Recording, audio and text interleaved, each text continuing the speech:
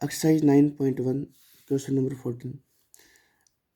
1.2 meter tall girl spots a balloon moving with the wind in a horizontal line at a height of 88.2 meter from the ground. The angle of elevation of the balloon from the eyes of the girl at any instant is 60 degree. ये कहते हैं एक balloon है, मान लीजिए मैंने ये balloon है। अब इस बैलून को, ये जो बैलून है वो 88.2 मीटर की हाइट पे है और एक लड़की खड़ी है यहाँ पर, जो इसकी जो हाइट है ये वाली, ये 1.2 मीटर है। इसको स्पॉट कर रही है, इसको देख रही है, तो ऐसे हॉरिजॉन्टल। अब ये हमारे पास लाइन ऑफ साइट आ गया, तो ये जो एंगल बनेगा आपका ये 60 डिग्री का है। अब ये कहते हैं after some time the angle of elevation reduces to 30 degree. इसका मतलब है एंगल घट गया तो ये जो बैलून है वो दूर चला गया, तो दूर जाएगा तो मान लीजिए ऐसा चलाएगा, ये आ गया। अब मैंने इसको मिला दिया, अब ये भी मिला दिया, तो ये जो अब ये यहाँ से देखेगी ये वाला, ये जो छोटा सा एंगल है ये वाला, ये बनेगा आपका 30 डिग्री। क्या हो जाएगा? 30 degree. Find the distance travelled by the balloon during the interval. देखिए ये बैलून हमारे पास यहाँ था और यहाँ आ गया, इसका मतलब देखो यहाँ मैं कर सकता हूँ, यहाँ था और यहाँ आ गया, तो आपको ये डिस्टेंस निकालनी है मेनली। तो अगर मैं इसको x मान लूँ तो ये y हो जाएगा, ये a, ये b, ये c, d और e। अच्छा एक बात तो क्लियर है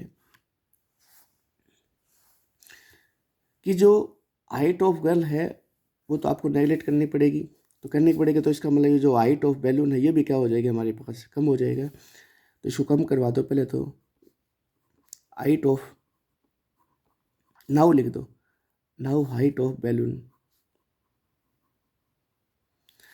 वो क्या हो जाएगा हमारे पास, मैं ए बी कह सकता हूँ या सी डी कह सकता हूँ, वो किसके बराबर आ जाएगा, 88.2 माइनस 1.2 दैट इज 87 मीटर। कितना आ जाएगा? 87 metre. Let distance travelled by balloon, जो आपको निकालनी है वो निकालनी है, ये वाला जो बी सी है वो मान लिया मैंने x मीटर। ठीक है, तो एक बार तो आपको ट्राइंगल का यूज करना है, ए बी और ई 30 डिग्री का एंगल, सी डी और ई पढ़ेंगे तो 60 डिग्री का एंगल है। ये जो बड़ा है ये 60 डिग्री का एंगल है, ये वाला। ये जो छोटे वाला है ये 30 डिग्री का है। ठीक है, तो in triangle E C D और E, in triangle C D E use कर लेते हैं। सी डी अपॉन में डी ई और is equal to tan theta. C D की वैल्यू 87, डी ई की वैल्यू y, और ये आ जाएगा आपके पास 1060। क्या आ जाएगा? 1060। तो 87 अपॉन में y, जो 1060 क्या हो जाएगा? √3। तो यहाँ से क्रॉस मल्टीप्लाई करके निकालेंगे तो y की वैल्यू आ जाएगी 87 अपॉन में √3। √3 से रेशनलाइजेशन करवा लो आप, तो y की वैल्यू आ जाएगी 87 √3। √3 के √3 से करोगे तो 3 पे 29, तो y की वैल्यू आ जाएगी आपके पास 29√3 मीटर। इसको एक मान लो। Now in triangle A B E, A B, तो ए बी अपॉन में बी ई और is equal to 10 theta. A B की value 87, B E X plus में वाई और 10 थीटा तो 1030।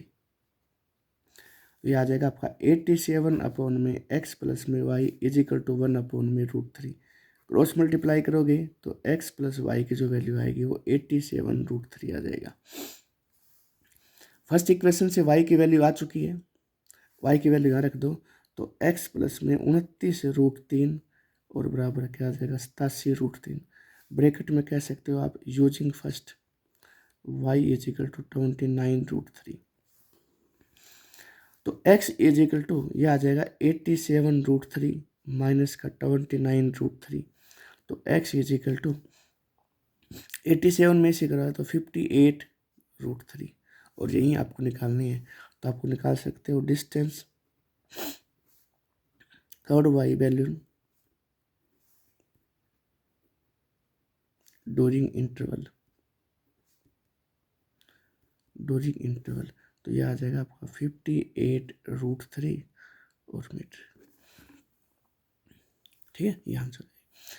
इस पूरे सिलेबस में आपको एक बात ध्यान रखनी है, आप जो चीज़ निकालनी है उसको एक्स मानो वाई मानो, नो प्रॉब्लम, लेकिन लास्ट में जो आंसर आए वो क्वेश्चन की सेंस में देना चाहिए।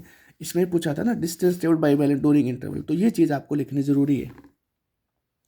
ये बोला distance travelled by the balloon during the interval, ये आपको फाइंड आउट करना है।